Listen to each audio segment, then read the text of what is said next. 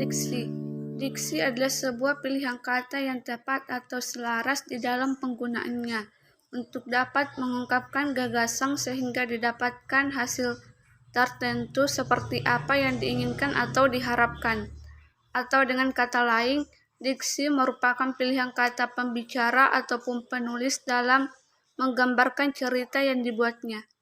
Diksi juga diartikan sebagai suatu pernyataan yang digunakan untuk dapat mengungkapkan sebuah gagasan ataupun mengungkapkan suatu cerita dengan meliputi persoalan seperti gaya bahasa, ungkapan gagasan, serta lain sebagainya.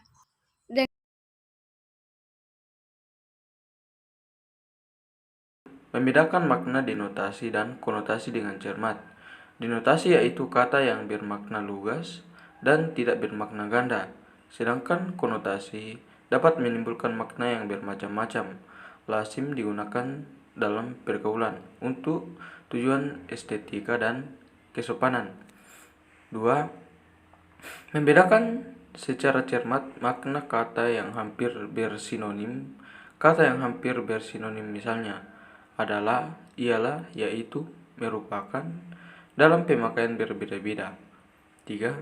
Membedakan makna kata secara cermat. Kata yang mirip ejaannya misalnya eferensi dalam kurung kesimpulan dan interferensi. Yang terpentingnya adalah saling mempengaruhi, syarat memenuhi bunting, dan syarat ketentuan. 4. Tidak menafsirkan makna kata secara subjektif berdasarkan pendapat sendiri jika pemahaman belum dapat dipastikan. Pemakaian kata harus menentukan makna yang tepat dalam kamus. Misalnya, modern sering diartikan secara subjektif, canggih. Menurut kamus modern berarti terbaru atau mutakhir. Canggih berarti banyak cakap, suka mengganggu, banyak mengetahui, bergaya intelektual. 5. Menggunakan imbuhan asing jika diperlukan. Harus memahami maknanya secara tepat. Misalnya, dilegalisir seharusnya dilegalisasi. Koordinir seharusnya koordinasi. 6. Menggunakan kata idiomatik berdasarkan susunan atau pasangan yang benar. Misalnya, sesuai bagi seharusnya sesuai dengan. 7. Menggunakan kata umum dan kata khusus secara cermat untuk mendapatkan pemahaman yang spesifik. Karangan ilmiah sebaiknya menggunakan kata khusus, misalnya mobil atau kata umum, Corolla, kata khusus, sedan buatan Toyota. 8. Menggunakan kata yang berubah makna dengan cermat, misalnya isu berasal dari bahasa Inggris yaitu issue, berarti publikasi. Kesudahan perkara. Isu dalam bahasa Indonesia berarti kabar yang tidak jelas asal-usulnya. Kabar angin, desas-desus. 9. Menggunakan dengan cermat kata bersinonim, misalnya pria dan laki-laki, saya dan aku, serta buku dan kitab. Berhomofoni, misalnya bank, bank, ketahanan dan ketahanan. Dan berhomografi, misalnya apel buah, apel upacara, buku ruas, buku Alkitab. 10. Menggunakan kata abstrak dan kata konkret secara cermat. Kata abstrak konseptual, misalnya pendidikan, wirausaha, dan pengobatan modern. Dan kata konkret atau kata khusus, misalnya minggu, serapan, dan berenang. Baik, itulah materi yang saya bawakan mengenai syarat diksi. Assalamualaikum warahmatullahi wabarakatuh. Baik, saya akan membahas materi tujuan diksi. Tujuan diksi atau pemilihan kata adalah untuk memperoleh keindahan guna menambah daya ekspresivitas, maka sebuah kata akan lebih jelas.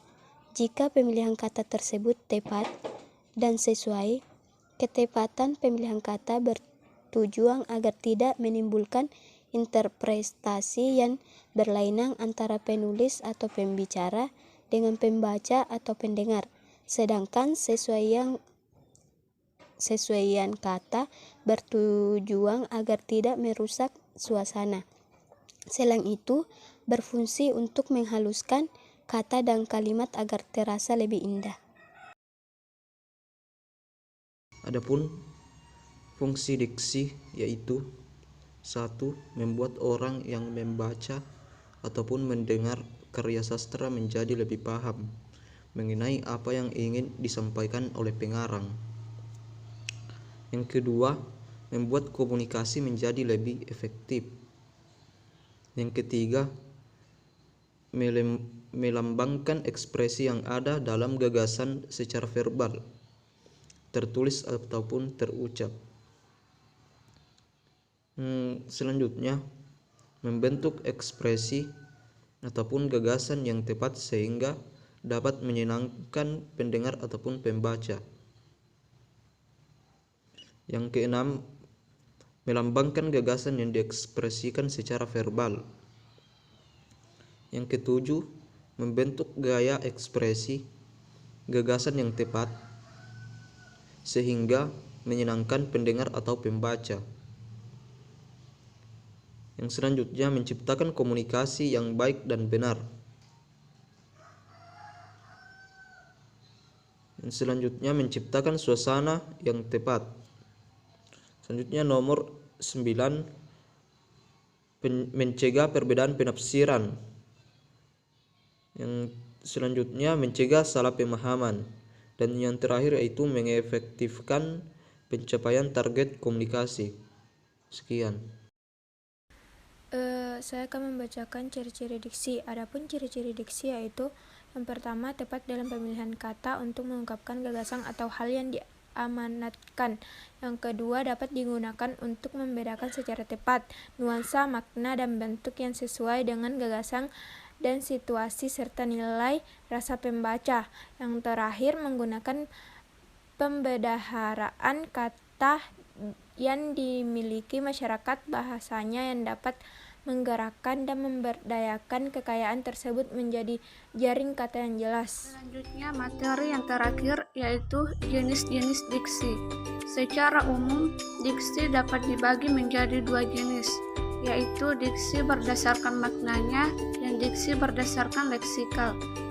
Penjelasan jenis-jenis diksi adalah sebagai berikut. Yang pertama, diksi berdasarkan maknanya terbagi atas 2, yaitu 1. Makna denotatif. Makna denotatif adalah makna yang sebenarnya dari suatu kata atau kalimat. Contohnya, Budi selalu kerja keras untuk mendapatkan hasil terbaik. Yang kedua, makna konotatif. Makna konotatif adalah kata atau kalimat yang memiliki arti bukan sebenarnya. Contohnya, Mario adalah seorang kutu buku. Ia tahu banyak hal. Selanjutnya, diksi berdasarkan leksikal terdapat menjadi 8 bagian, yaitu sebagai berikut. 1. Sinonim. Sinonim adalah kata yang mempunyai arti yang sama dengan kata lain. Contohnya, bahagia sama dengan senang, lezat sama dengan enak, pintar sama dengan pandai. 2. Antonim. Antonim adalah kata yang memiliki arti berlawanan dengan kata lain. Contohnya, naik sama dengan turun, besar sama dengan kecil, banyak sama dengan sedikit, cepat sama dengan lambat. Yang ketiga, homonim.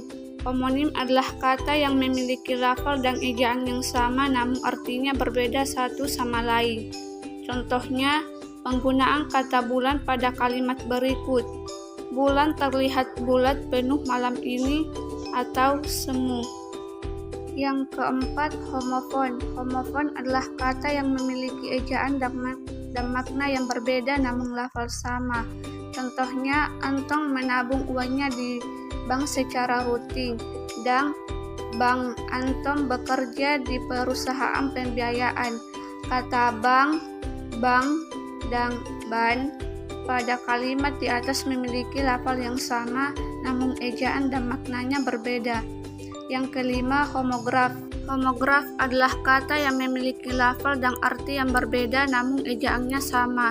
Contohnya, makanan favorit wanita itu adalah tahu goreng, dan wanita itu tidak tahu kalau hari ini libur. Kata tahu pada kalimat di atas ejaannya sama tetapi memiliki arti yang berbeda. Yang keenam, polisemi. Polisemi adalah kata yang memiliki lebih dari satu arti. Contohnya, para nasabah yang menabung di bank akan mendapat bunga setiap bulan, atau Andini adalah salah satu bunga desa yang paling cantik. Kata bunga pada kalimat di atas memiliki arti yang berbeda walaupun menggunakan kata yang sama. Yang terakhir, hipermenim dan hiponim. Hipermenim adalah kata yang dapat mewakili banyak kata lainnya, sedangkan hiponim adalah kata yang dapat terwakili oleh kata hipernim. Contohnya, di kebun binatang itu terdapat banyak binatang liar, misalnya gajah, singa, buaya, rusa, kuda, dan lain-lain. Pada kalimat di atas, binatang liar merupakan hipernim, sedangkan kata hiponim, gajah, singa, buaya, rusa, kuda, dan lain-lain.